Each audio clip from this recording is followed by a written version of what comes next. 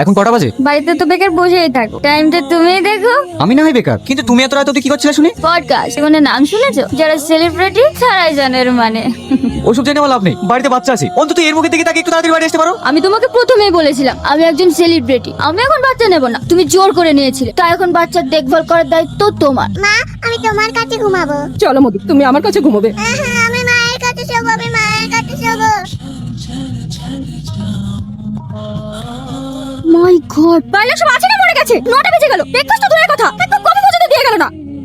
এই তো বৌমা, তোমার কফি। কটা বাজে এখন? আমাকে ঘুম থেকে ওঠানি কেন? কালকে তোমাকে ডেকেছিলাম বলে তুমি বকাবকি করলে, তাই আজ আর ডাকিনি। আরে তাই বলে 7টার সময় আমার ঘুম ভাঙাবেন? একটা কথা কান খুলে শুনে রাখেন, রোজ 8টার সময় আমাকে ডেকে দেবেন, আন্ডারস্ট্যান্ড? ঠিক আছে মা।